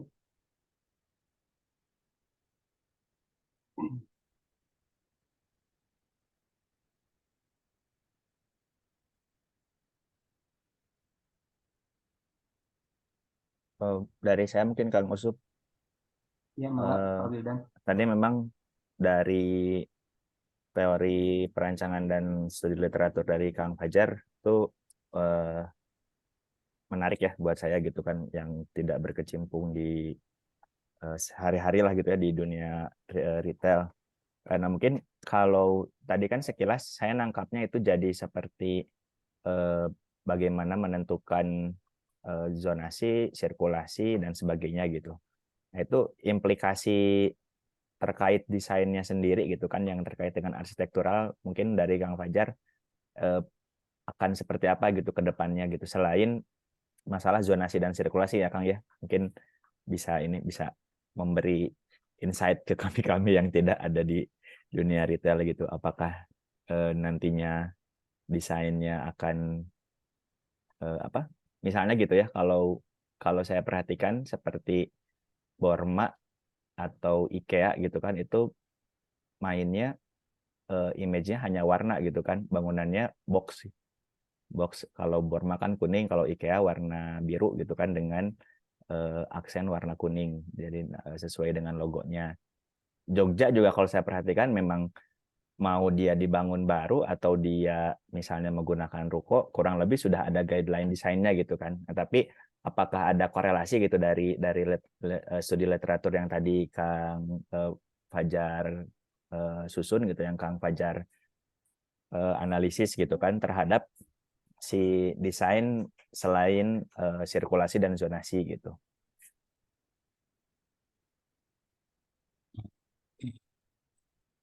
Ya Kang, ini tuh memang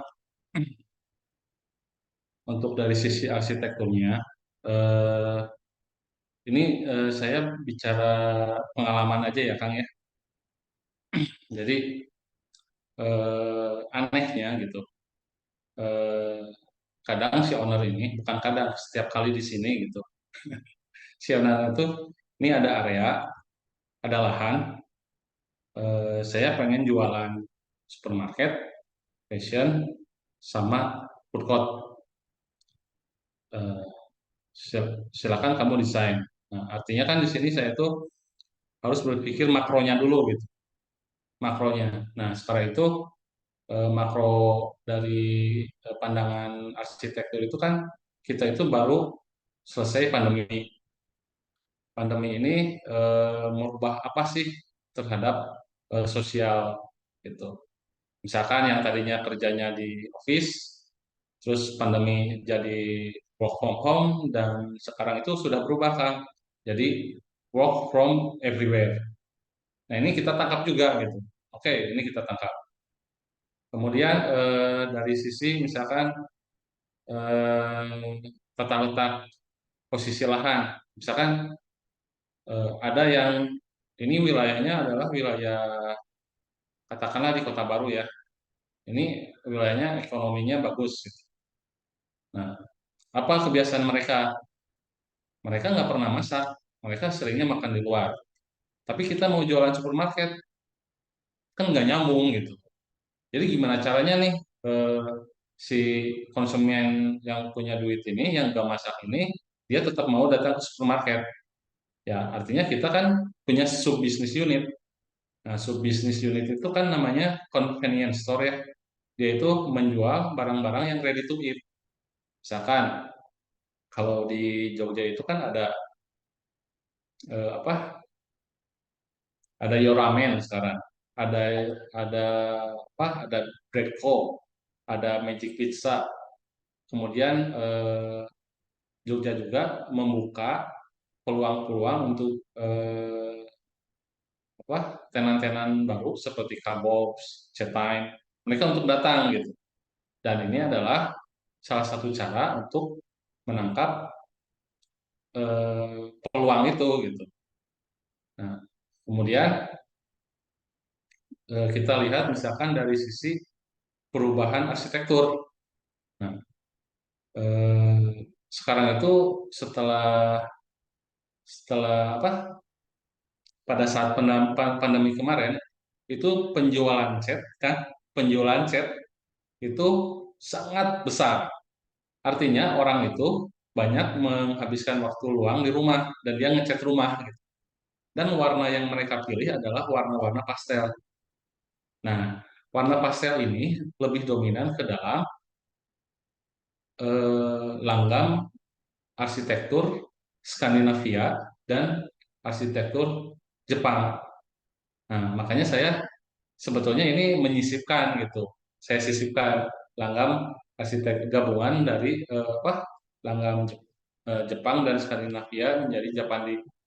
Jadi secara arsitektur sendiri memang seperti tidak berkaitan gitu sebetulnya. Tapi ternyata arsitektur itu luas, banyak hal yang harus didalami gitu. Seperti perubahan kebiasaan orang, perubahan eh, apa tata cara orang hidup gitu.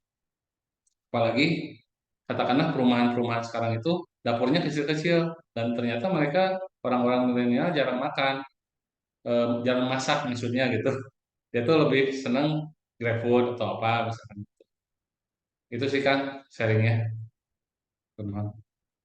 Ya, oke tadi kesebut sama Kang Fajar terkait konteks lokasi ya Kang. Tadi kayaknya di slide eh, apa saya nggak nyimak ya, nggak kesebut ya konteksnya di Oh, Kota boleh. Baru ya. Boleh, ini saya share. Ini tadi belum selesai sih. Saya takutnya kepanjangan gitu. Saya izin Oh, share lagi, Prof.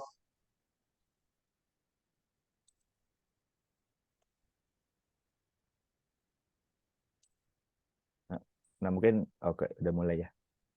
Ya. Nah, ini adalah studi kasusnya.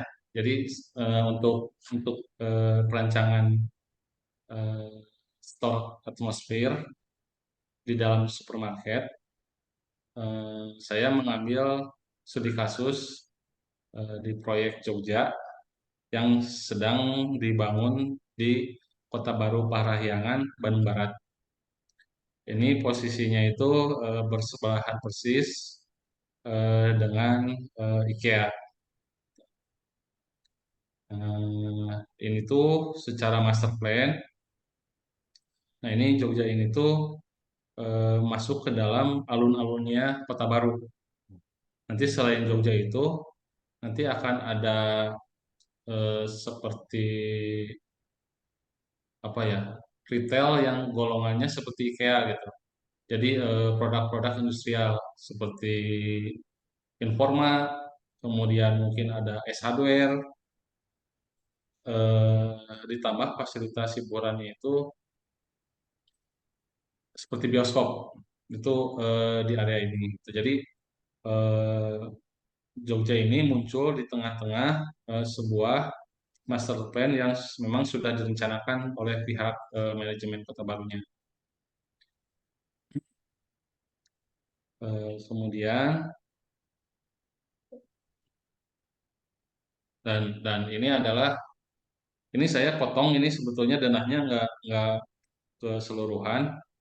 Jadi untuk area lobbynya itu area lobby, kemudian yang lantai satu, kemudian lantai dua itu saya potong karena di sana itu kalau saya tampilkan berarti pembahasannya lebih panjang lagi. Tapi isinya sih di sana itu di lobby itu pertama dia itu ada area atrium, area promo. Kedua dia itu ada area convenience. Eh, Terus juga ada area amenities.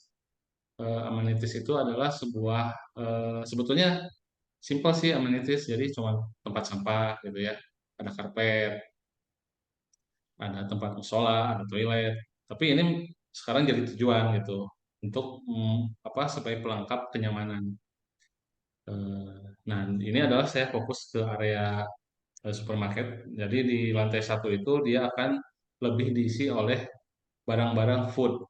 Pertama barang fresh, fruit, vegetable, daily, poultry, kemudian ada cook foodnya juga, Dan karena di sini konsumennya itu sangat beragam dan banyak ini ya orang orang luar negeri gitu.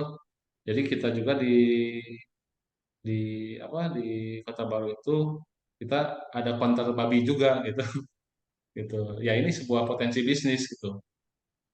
Jadi mau nggak mau ini harus ada untuk menarik orang datang. Dan di lantai duanya itu ini lebih didominasi oleh barang-barang non food seperti sabun. Itu kan destinasi ya, sabun. Terus odol gitu ya, pasta gigi. Kemudian ada sudut beauty corner gitu. Kemudian ada barang-barang industri seperti elektronik seperti itu. Ya, ini adalah garis besar penempatan layout gitu. Kemudian ini adalah rencana 3 dimensi. Dan ini yang uniknya adalah di Kota Baru ini tuh, jadi dia itu ada entrance dari depan, tapi dia juga bisa ke belakang, ada keluarnya bisa ke belakang, dan ini adalah satu tuntutan arsitektur sebetulnya ini. Karena kenapa? Karena di area belakangnya adalah alun-alun, area terbukanya gitu. Jadi nanti akan ada konektivitas kolaborasi antara supermarket dengan alun-alunnya gitu. Kemudian, hmm, nah ini adalah sudut-sudut rencana interiornya. Nah, ini memang irisan irisan dengan interiornya sangat tinggi ini, tapi konsep besarnya adalah arsitektur tetap gitu. Nah, interior kalau saya cerita sedikit ya tentang interior, jadi dia itu lebih ke barang-barang plus fixture, ambalan, almari gitu. Kemudian ada bulkhead seperti itu. Kemudian ada ornamen kop plafon, terus ada fixture-nya juga seperti cover pilarnya gitu. Nah, ini nanti si interior ini mengadaptasi ke konsep arsitektur.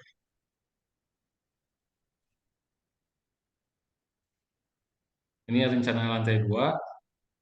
Ini adalah area industrialnya, elektronik. Kemudian ini ada beauty corner-nya. Kemudian ini adalah barang basic non-food-nya di sini. Jadi orang mau nggak mau dia ke belakang. Terus dia balik lagi ke depan dengan melewat area-area yang eksklusif gitu, barang-barang sekunder.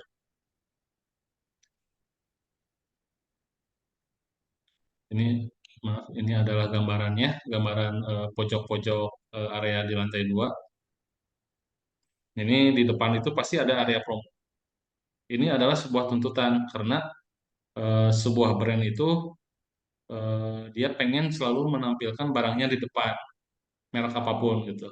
Ini adalah area yang rebutan sehingga ada sebuah merek yang gua mau bayar kalau barang gua ditaruh di depan gitu, dan itu bayar sewa gitu.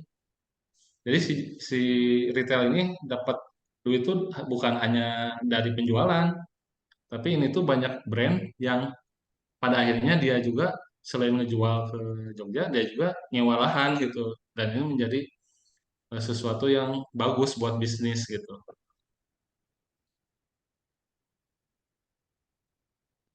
Nah, ini bagian yang sudah di render itu non food masuknya ke departemen beauty and accessories. Nah, ini ke industrial elektroniknya. Nah, ini adalah dalam proses sekarang. Ya, mungkin seperti itu. Ini memang banyak kekurangan, Prof. Mohon maaf. Jadi akan saya sempurnakan kembali.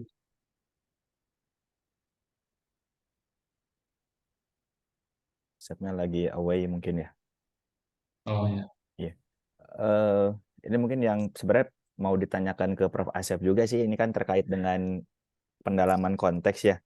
Kan waktu saya presentasi minimal kan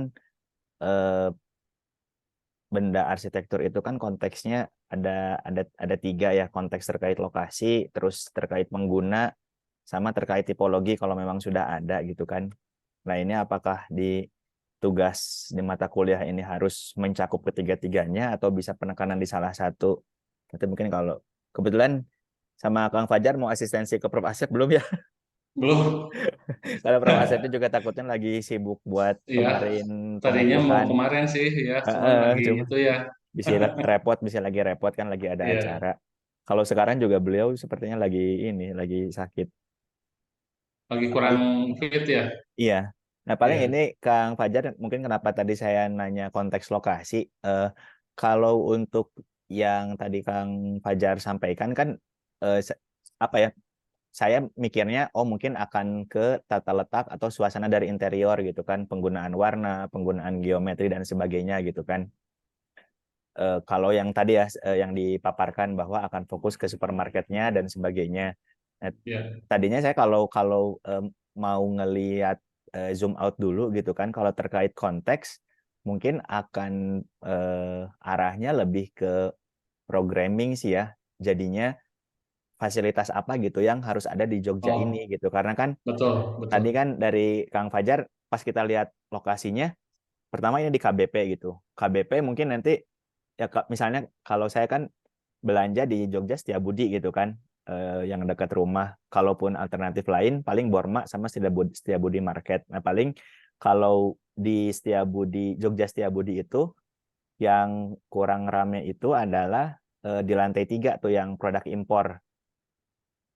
Produk impor itu masih kalah sama Setiabudi Market gitu. Jadi orang ketika nyari produk impor pikirannya itu langsung ke Setiabudi Market karena mereka udah lebih dulu mengeluarkan gitu kan, atau apa ya, Ya, produk-produknya memang banyak impor dan di Jogja betul. Setiabudi sendiri kurang banyak. Nah, tapi mungkin kalau ketika konteksnya ini si Jogjanya ini adanya di KBP gitu, itu produk impor ini bisa jadi akan kompetitif lah gitu, bisa jadi belum ada di sana gitu, atau ternyata dari calon customernya sendiri lebih banyak gitu yang memang butuh barang-barang yang dari luar ya. Let's say mungkin perlu dicek juga ya, kira-kira si KBP ini profil orang yang tinggal di sana gimana sih, misalnya gitu. Kalau di Jogja Setiabudi sekitarnya itu kan udah perumahan lama ya. Jadi bisa jadi orang yang tinggal di sana adalah orang-orang yang udah sepuh lah gitu kan.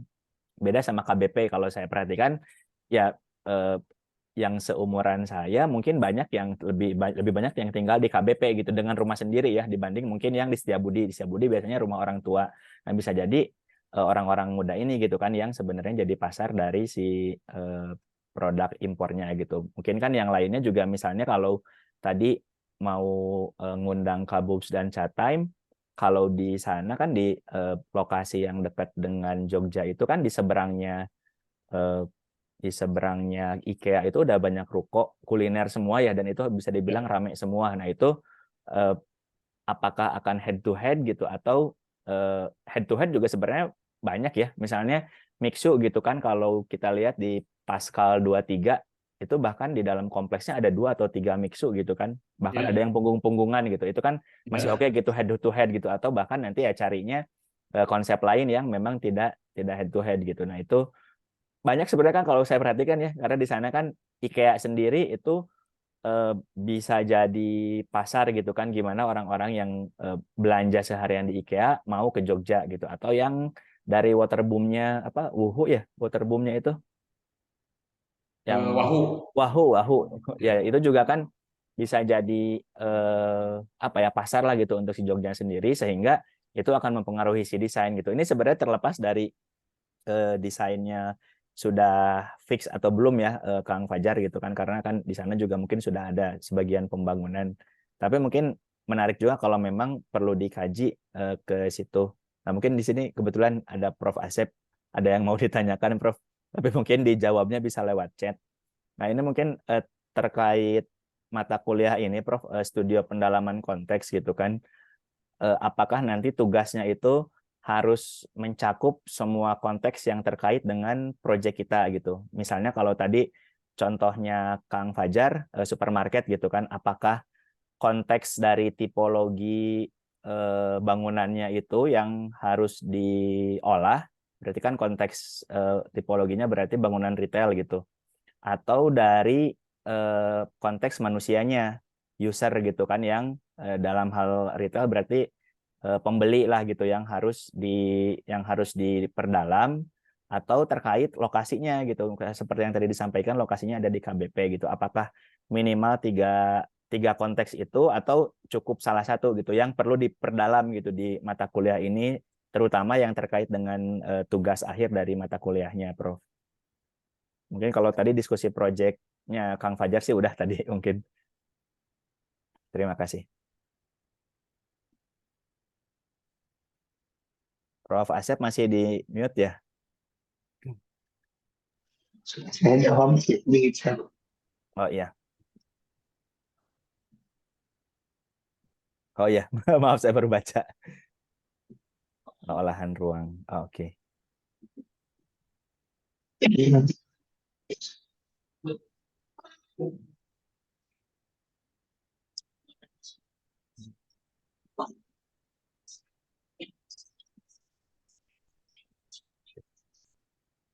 Berarti kalau olahan ruang konteks lokasi bisa sedikit diabaikan ya, Prof ya?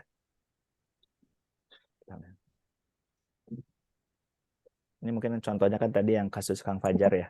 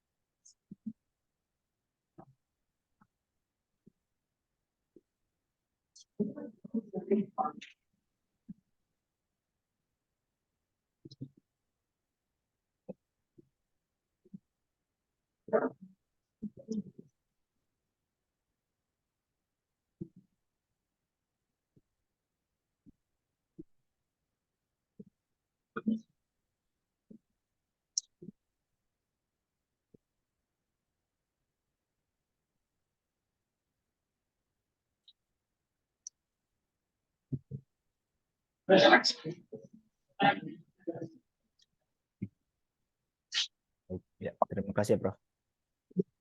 Mangga Kang Fajar itu insight dari saya mah di ini aja, buat jadi diimpleng aja itu. Kalau ternyata jadinya akan memperlebar mah jangan. Oh ya, Ya, nggak hatur apa-apa, nuhun. masukkan aja. Ya, Tapi boleh nggak sedikit diskusi ya. ya mangga mangga. Jadi gini, Moderatornya Kang Usup dah. Boleh ya. atau enggaknya kumaha Kang Usup. Jadi tadi apa pemikiran-pemikiran dari Kang Wildan juga memang kita sempat memikirkannya itu Kak. Pertama itu kan banyak tenan-tenan gitu ya, banyak rokok yang jual makanan juga gitu. Apa nanti nggak jadi apa ya? Mungkin saingan lah gitu ya. Tapi jangankan begitu ya. Jogja itu punya pengalaman, Giant aja dilawan gitu, Carrefour aja dilawan gitu. Ya alhamdulillah sih gitu, gitu. Dan untuk apa? Untuk penelitian tipikal konsumen di Kota Baru ini, Jogja itu sebetulnya sudah hadir sekitar 4-5 tahun yang lalu. Dia itu sudah menempatkan Yomart di sana. Mart ya. Yang Ya, dibelokan ya Kang ya. betul. Ya. Nah, yang dibelokkan itu baru 2 tahun. Yang dekat jembatan Cat Kuning itu Oh ya, udah 4-5 tahun gitu. yang sederetan Garmelia ya ada Yomart di Betul. situ ya. Ya. Dan sekarang Jogja hadir, apa nanti nggak jadi rebut-rebutan gitu ya? Kasarnya sih jadi kanibalan gitu ya offsetnya gitu. Tapi memang ini adalah karena satu payung ya duitnya mah tetap ke Jogja juga gitu, gitu. Eh, apalagi ya tadi lupa saya. Mungkin bukan di Jogjanya sih Kang, karena kalau Jogja itu kan udah brand yang melekat ya. Maksudnya saya lebih ke tadi kan konsep tersebut ada kabobs, ada chat time kayak gitu. Nah, itu Oh kan ya, akan rebutan sama yang lain gitu. ya. Nah itu memang salah satu risiko bisnis itu Hmm. atau salah satu tantangan bisnis ya dia harus bersaing. Hmm. Kalau nggak mau bersaing udah pasti kalah aja. Gitu. Ya caranya bersaing adalah ya harus mau berubah. Ya mungkin chat time atau apa Kabobs. konter-konter tenan makanan yang di luar Jogja ini mungkin beda. Kita juga bisa beda gitu. Hmm. Ya kita sama-sama lah gitu. Kalau udah bisnis mah, waduh, udahlah. Cuan sih yang di ini, yang di Yang jadi acuan. ya,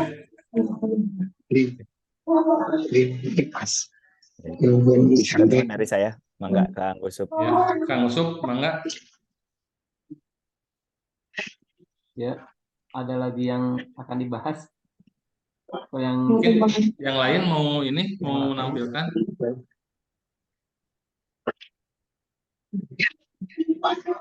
Ada nanya dikit Kang? Boleh Kang? ya, Mangga, silakan, Randy. Kan kebetulan di kajiannya di interior ya tulisan. Oh ya, Nah, jadi interiornya ada lampiran bukan ada penambahan gitu ya Kang. Ada safety induction kayak layout evakuasi. Karena kan dia kan berkaitan dengan publik ya. Nah mungkin nanti atau dulu saya pernah di ini sih, pernah di sidang terus karena kejadian ada beberapa shopping mall yang kebakaran.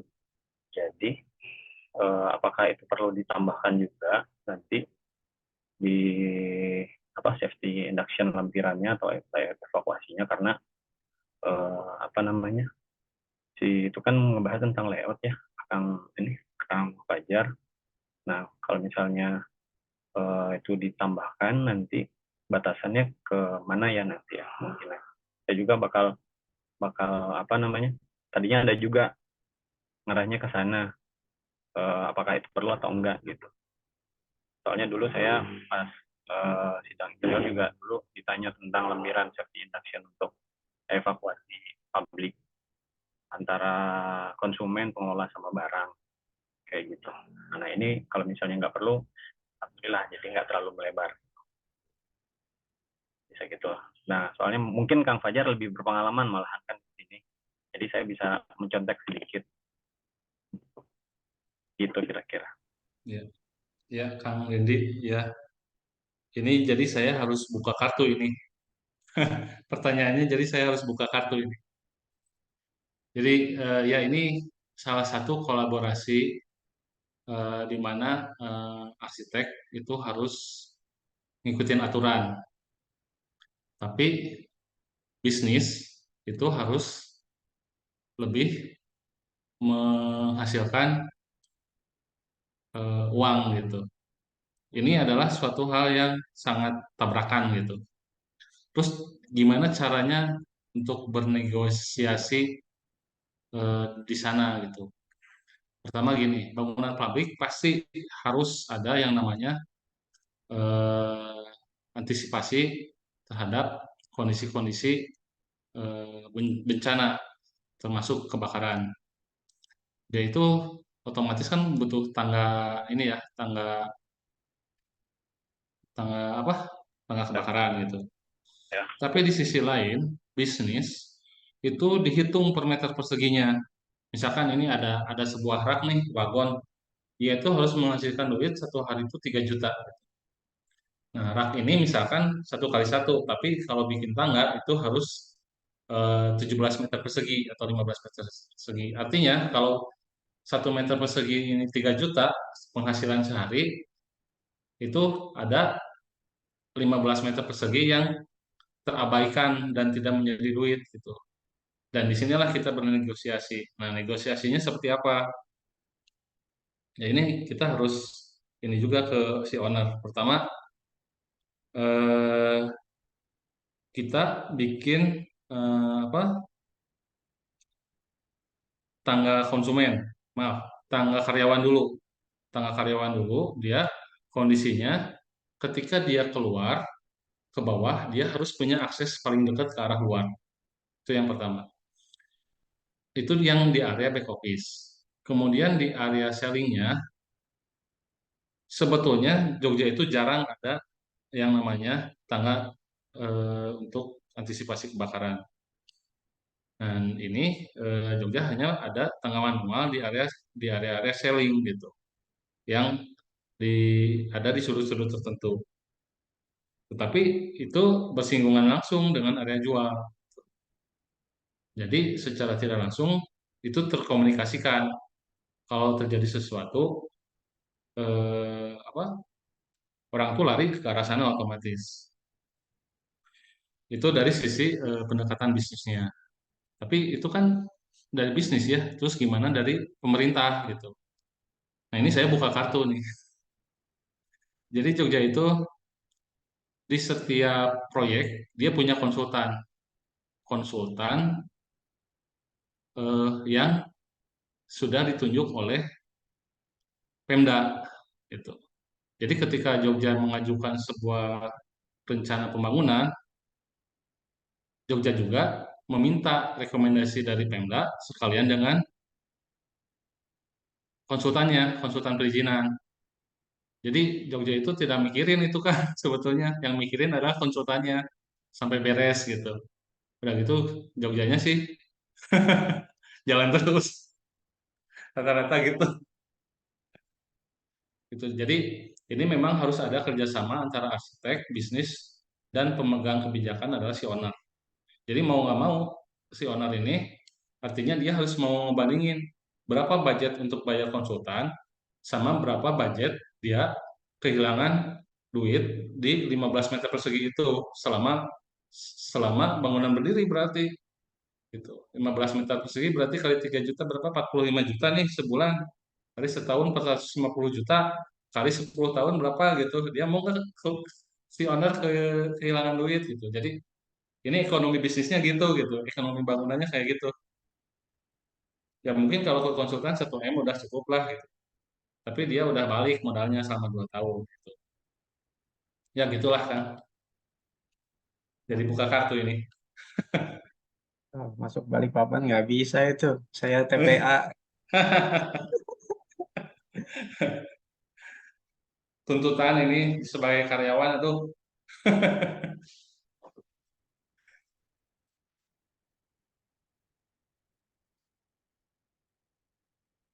ya Kang Usuk bisa dilanjut Kang Usuk. Kayaknya cukup ya. Oh, Oh iya, Prof. baik Prof. Ya udah eh zuhur, Ya. Ya. udah zuhur. Ya, oke. Sambil apa sambil ikut kelam rasanya mudah-mudahan masih terdengar. Jadi ini waktu nggak 1 bulan, kurang 3 minggu. Jadi tolong, tadi saya sudah share beberapa contoh eh, untuk pemenuhan tugas setiap halaman konten. Jadi saya share Google Drive di eh, grup Bapak ya. Sudah ada belum itunya? Coba di grup Ada, Prof. Sudah ya. ada ya. Ini mohon dilengkapi ya. Jadi disiapkan untuk ininya, untuk pemenuhannya. Dan terutama nanti mungkin selesaikan dulu untuk PPT-nya, untuk pemenuhan PPT-nya. Nah, untuk eh, laporan dan yang lainnya bisa diselesaikan setelah ujian. Nah, masuk animasi dan segala macam itu diselesaikan setelah ujian. Yang penting untuk bahan presentasinya dulu gitu ya. Tapi kalau misalkan apa bisa diselesaikan ya alhamdulillah gitu ya Bapak Ibu. Silakan dipelajari contohnya. Nanti mungkin kita bisa diskusi di luar hari Kamis. Boleh teman-teman minta mudah-mudahan ini 1-2 hari ke depan suara saya udah normal lagi gitu ya. Ya, amin, Prof. Ya. Jadi boleh 1-2 hari ke depan, mungkin ya 2 hari ke depan kita bisa diskusi untuk persiapan ujian SPK-nya. Ya, terus mohon mungkin judul-judulnya ini ya dilengkapi untuk saya bisa memapping kira-kira pembahasannya siapa aja selain dari ketua I nasional. Gitu.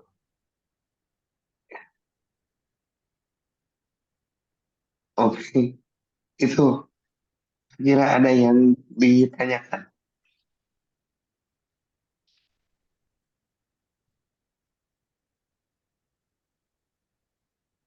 Cukup, Cukup sepertinya, Prof.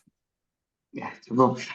Nanti mungkin Kang Fajar bisa konfirmasi ke saya kira-kira untuk koordinasinya kapan gitu di luar hari Kamis ya, di luar hari Kamis depan, misalkan mungkin hari Senin atau Selasa kita koordinasi dulu gitu ya. Baik, Prof. Sehingga untuk penjelasan yang lebih lengkap, mohon maaf suara saya emang kalau ini nggak bisa ini. Oke, itu saja mungkin ya Ibu sekalian. Terima kasih atas kehadirannya dan diskusinya. Assalamualaikum warahmatullahi wabarakatuh. Waalaikumsalam Waalaikumsalam warahmatullahi warahmatullahi wabarakatuh. wabarakatuh. Terima kasih, Prof. Oke, Ya, Prof. terima kasih, Prof. Izin keluar ya. Ya, Prof. Ya, Prof.